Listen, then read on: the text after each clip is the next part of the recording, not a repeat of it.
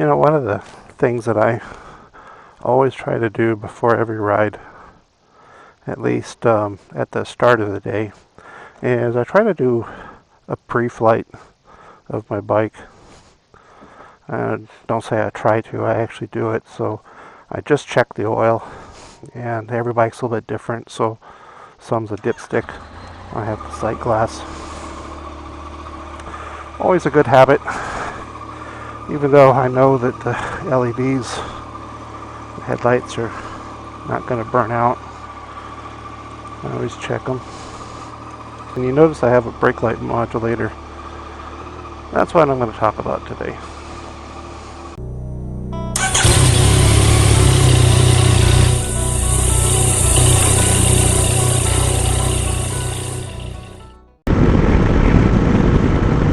It was about a year or so ago when I noticed that there was a car or SUV out in front of me that when they stepped on the brakes, the high mount, the third brake light modulated, flashed, and I noticed that it really caught my eye.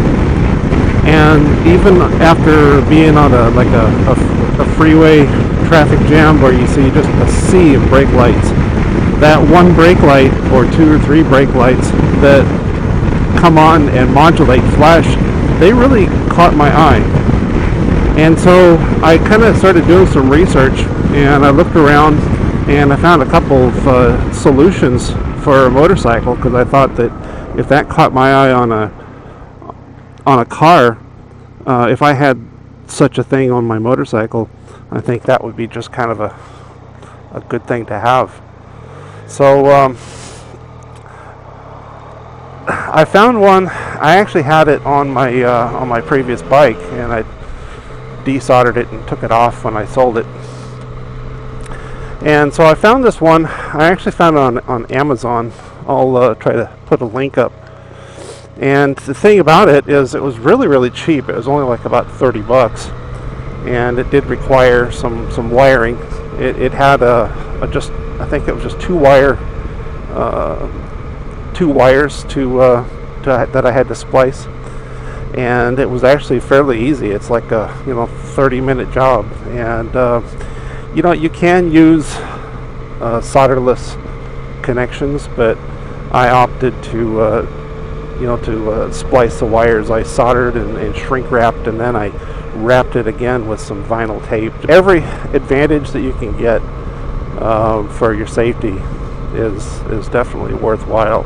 A flashing light is something that just kind of naturally catches your eye.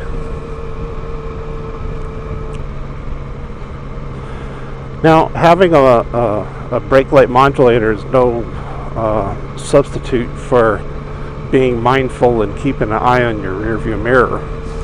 And when I'm at a intersection, at a stoplight or something, I still leave my bike in first gear and hold the clutch in, and I try to position myself in such a way that I can have an exit.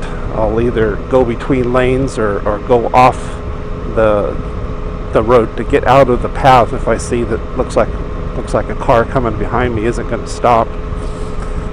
But usually, if I'm sitting at a light, if I'm stopped for some reason, and as soon as I see a car behind me, I'll release my brake and then tap my brake again, just so that it flashes.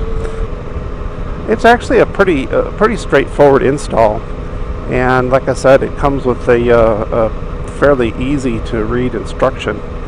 And if you're not handy at soldering, I mean, you can use the solderless type connections, but for me personally, for something critical like a brake light or turn signals or something, I prefer to have the best connection possible. And I found that a little bit of solder and some shrink wrap, all of which you can get at any hardware store or electronics parts supplier, or any place really. Walmart, I think, even has all that stuff you need.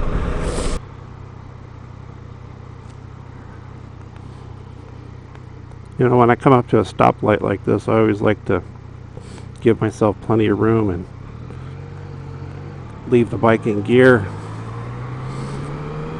and always have myself an out in case the guy behind me looks like he's not going to stop. I can split lanes and get away from him.